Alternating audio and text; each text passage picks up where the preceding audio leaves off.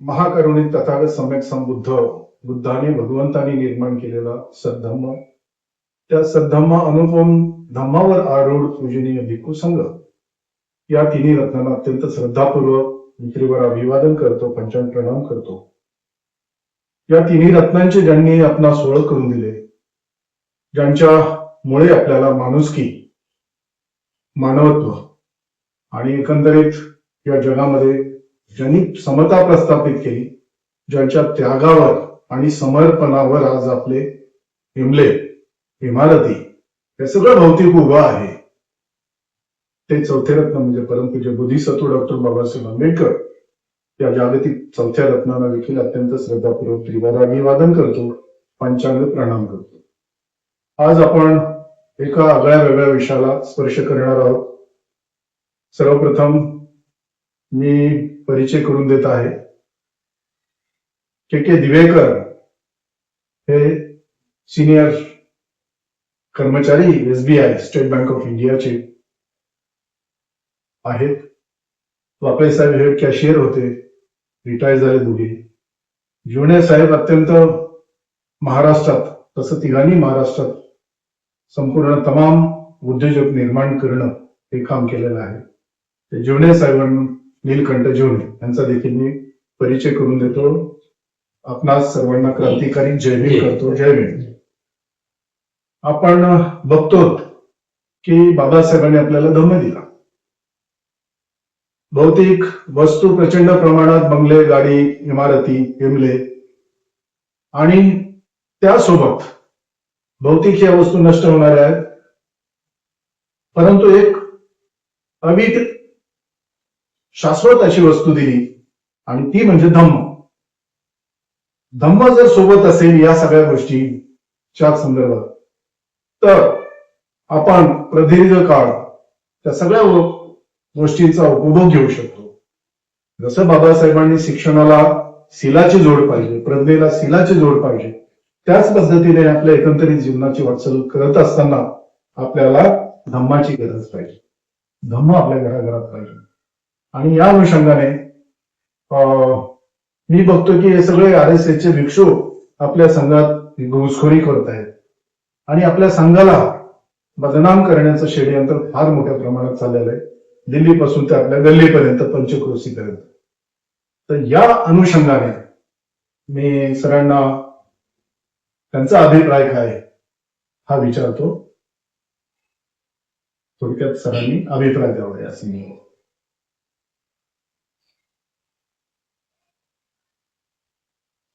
कोणत्याही परिस्थितीमध्ये कोणताही माणूस कसाही जगत होता, तो आता शिकला सवरल्यानंतर जर माणसासारखा वागायला लागला तर ते आपण कौतुक केलं पाहिजे. बरोबर. पण हा माणसासारखा वागायला केव्हा लागला? जेव्हा त्याला धम्माचं आचरण मिळालं, जेव्हा धम्माची त्याला गोडी निर्माण झाली. आणि धम्म केव्हा पसरतो? आपला प्रचार खूप होतो, मोठा गाजावाजा होऊन प्रचार होतो, पण प्रसार होत नाही. आणि प्रसार जर होत नसेल तर मग माणसाला माणसाचं, माणुसकीचं नातं संपुष्टात येतं. आणि म्हणून धम्म हा आवश्यक आहे.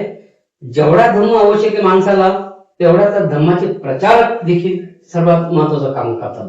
कारण हा धम्म एक दोन माणसाने नव्हे तर हजारो भिक्खूंनी, बौद्ध भंतीजींनी, सामनेरांनी, उपासकांनी, थेरोंनी, महाथेरोंनी हा धम्म बाबासाहेबांनी पुनर्जीवित केल्यानंतर मोठ्या जोमाने फुलू लागला, पसरू लागला. पण हे पसरलेलं कार्य बौद्ध धम्म वाढीस कारणीभूत झाला. आणि जेव्हा बौद्ध धम्म वाढीस सुरू झाला, याची सुरुवातच 1956 पासून झाली, तितकंच खरं आहे. पण त्यानंतर या धम्माला जो वारसा मिळाला पाहिजे होता, ज्याप्रमाणे गौतम बुद्धाचा वारसा आनंदाला मिळाला, आनंदचा वारसा सम्राट अशोकाला मिळाला, सम्राट अशोकाच्या नंतर संत तुकाराम रविदासांना मिळाला, संत कबीरांना मिळाला, संत तुकारामांना मिळाला, छत्रपती शिवाजी महाराजांना मिळाला, छत्रपती संभाजी महाराजांनी तर बुद्धभूषणच पुस्तक लिहिलं. खूप छान. त्यानंतर हा प्रचार येऊन जो थांबला तो बाबासाहेबांवरती. बरोबर. बाबासाहेबांनी कोणतीही तलवार हातात न घेता, कोणत्याही माणसाला शिवीगाळ न करता, बरोबर. कोणत्याही माणसाचं उपमर्द न करता त्याला हा धम्म त्याच्या ओटीत टाकला. आणि ओटीत टाकलेला ज्यांनी ज्यांनी तो स्वीकारला तो आज अभिमानाने, मोठेपणाने, स्वाभिमानाने आणि माणूस म्हणून जगत आहे. हे जगत असताना त्यांनी आपलं स्वतःचं कुटुंब सांभाळलं. कुटुंब सांभाळता सांभाळता जो माणूस समाजाकडे लक्ष देतो तो भाग्यवान. कारण माणसाला धम्म फार आवश्यक आहे. आणि धम्माचं काम जर भंतेजींनी केलं असेल तर त्या काळामध्ये ते आता आजताग आहेत, चांगल्या प्रकारे केलेलं आहे हे मला नमूद करावंच वाटतं. परंतु अलीकडच्या काळामध्ये या धम्माला गालबोट कसं लागेल, या धम्माची ऱ्हास कसा करता येईल किंवा धम्माला बदनाम कसं करता येईल यासाठी काही आत्मघातकी लोकांनी बौद्ध धम्माच्या नावाखाली काही असे शिकवून तयार केलेले भंतीजी डुप्लिकेट भंतीजी निर्माण केले की जे भंतीजी ज्या भंतीजीकडे बघितल्यानंतर आपल्याला वाटतं की यांनी पीत वस्त्र घातले त्यामुळे आपण पीत वस्त्र म्हणून भगवंताकडे शरण जातो. त्या पद्धतीनं प्रत्येक भंतीजीला हा समाज शरण जातो आहे साहजिकच. आणि हे शरण जात असताना त्या पीत वस्त्राच्या आतमध्ये कोणत्या क्वालिटीची लोक कोणी कसे भरवलेले आहेत हे आता लोकांच्या समोर येऊ लागलेलं आहे. त्यामुळे धम्म बदनाम होण्याच्या मार्गावर आहे. बरोबर. म्हणून आपल्याला धम्म आणि त्याचा प्रचार आणि प्रसार हा चांगल्या लोकांकडनं, सुशिक्षित लोकांकडनं त्याचा अभ्यास पूर्ण होऊन त्याने जर समजा त्याला त्रिशरण पंचशील येते, त्याला अष्टशील माहिती, दशशील माहिती, त्याला अष्टशील येते, त्याला संकल्प येतोय, त्याला धम्मपालन गाथा येते, त्याला करणीय सूत्र येते, त्याला महामंगल गाथा येते.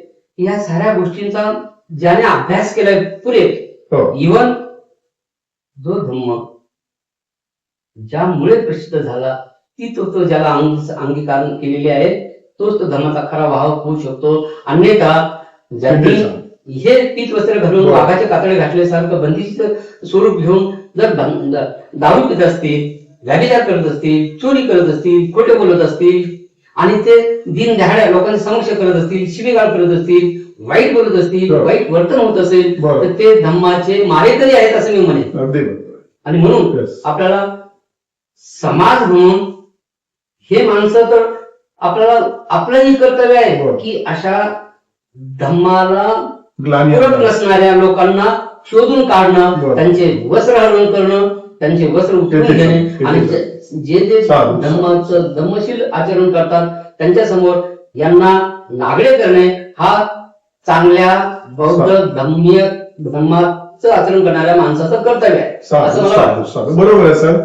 आपण जे सांगितलं की बाबा भगवंताच्या वेळेस परिषद होत्या, भिक्खू परिषद, भिक्खुनी परिषद, श्रामणेरी परिषद, श्रामणेरी परिषद आणि उपासक आणि उपासिका परिषद. उपासक आणि उपासिका परिषदेचं काम आहे हे सगळं धम्माला ग्लानी आणणाऱ्या गोष्टी त्यांनी दूर केल्या पाहिजे. आणि या ठिकाणी वापळे साहेब उपस्थित आहेत.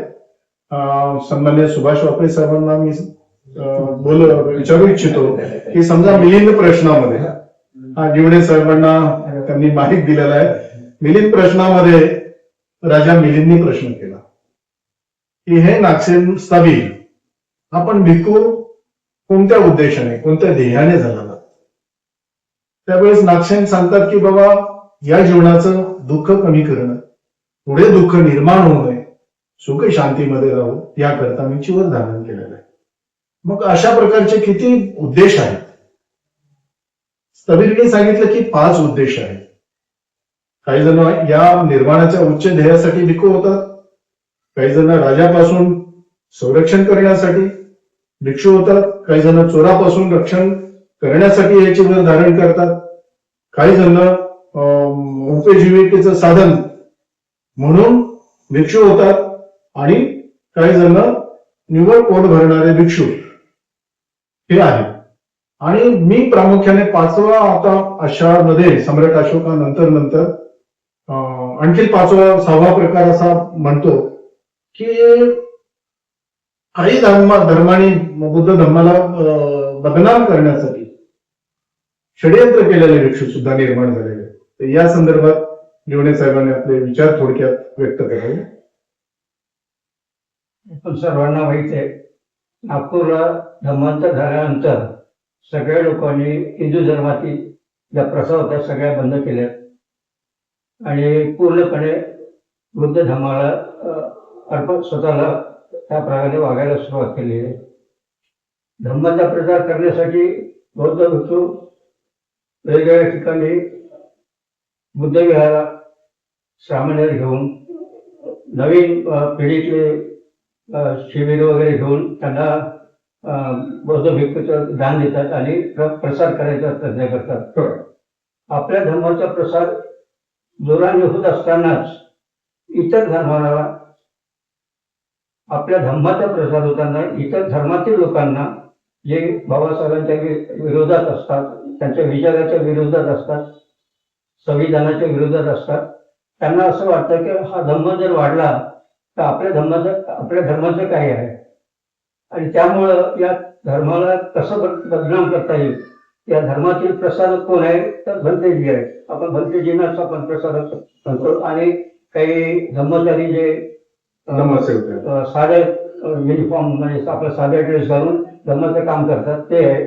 या लोकांना बदनाम करण्याच्या दृष्टीनं काही नीती पाळतात आणि त्याकरता चाणक्य नीतीमध्ये एक सांगितलं असल्यामुळे त्यामध्ये त्यांनी सांगितलं की जे प्रसार करतात त्यामध्ये तुम्ही घुसा आणि त्यांचे मित्र बना आणि त्यानंतर धीरे धीरे त्यांची माहिती काढून घ्या, त्या प्रकारे तुम्ही तयार व्हा आणि मग तुम्ही मुळात वाईट वागा. तुम्ही असे काही बंदी झालेले आहेत की फक्त वरतीची वर असतं त्यांच्या, पण शरीरामध्ये त्यांचे विचार दुसऱ्या धर्माचे असतात, वाईट विचार असतात आणि ते विचार नंतर जेव्हा लोक जमा व्हायला लागले, त्यांचे विचार ऐकायला लागले, त्यावेळेस ते सांगतात की बुद्ध असा नाही, बुद्ध धर्माने असं नाही आहे, हे असं आहे आणि वेगळेपण सांगून ते मनुस्मृतीच्या दृष्टीतनं ते सांगत असतात आणि स्वतःच ते मग वाईट मार्ग जे आपण म्हणतो आमचं अष्टशील वगैरे पाळायला पाहिजे ते न पाळता स्वतः आपण दारू पिताना दाखवतात, व्यभिचार करताना दाखवतात, जे ज्या गोष्टी बुद्ध धर्माला मान्य नाही त्या गोष्टी करताना दाखवतात आणि हा प्रचार जाणून बुजून काही लोक घुसले आहेत आपल्या भंतेजी ग्रुपमध्ये. त्यांना शोधणं फार महत्वाचं आहे कारण हे आपला वाघाच्या प्रकारात आपण जसं गाढव फिरतो तशा प्रकारे हे फिरतात आणि आपल्याला बदनाम करण्याची जास्त शक्यता आहे. तर हे शोधणं कठीण आहे पण शोधणं आवश्यक आहे आणि हे काम रिअल जे बंदेजी आहेत त्यांनी शोधायला हवं. कारण काय की जरी भाषा पाली असली आणि त्यांना पाली पूर्ण पाठ केली झाली तर काय करणार तुम्ही. बरोबर, सगळी धर्मगाथा आपली पाठ केली झाली आणि म्हणून दाखवली म्हणून काय आपण त्याला आपला बंदेजी म्हणणार का. पण त्याच्या आचरणात जे आहे ते काय आहे ते बघून आपण ठरवायला हवं. त्याच्या चेहऱ्यावर त्याच्या नॉलेजवर न जाता त्याच्या आचरणात काय आहे हे बघून त्याला तो खरा आहे की खोटा आहे ते धरून त्याला आपल्या धर्मातून हाकलून द्यायला हवा. साधू. आपण बघतोय की या ठिकाणी प्रदीर्घ काळ जे मराठवाड्याचे सुपुत्र बनते अत्यंत नवाजलेले म्हणते विनयसिंग सिलवंत असे झालेले म्हणते अंगुलीमाल यांच्या प्रदीर्घ सानिध्यामध्ये आलेले सन्माननीय सुभाषजी वाकळे हे थोडक्यात सांगतील की भिक्खू कसा असावा, त्याला कसं ओळखावं. आता थोडक्यात म्हणजे पातिमोक्ष व्हायलाच पाहिजे, प्रायश्चित्त घ्यायलाच पाहिजे भिक्खू संघासमोर पौर्णिमेचं तरी किमान. आणि पातिमोक्ष किती लोक घेतात आणि बोलत असताना मितभाषी विनयशील बोलणं, विचारपूर्वक बोलणं आणि ज्यावेळेस आपण ऍक्ट करतो त्यावेळेस समोरच्याची सायकोलॉजी लक्षात घेणं भिक्षूने महत्वाचे आहे. चालत असताना देखील सतत जागृत, चालताना, बोलताना, उठताना, बसताना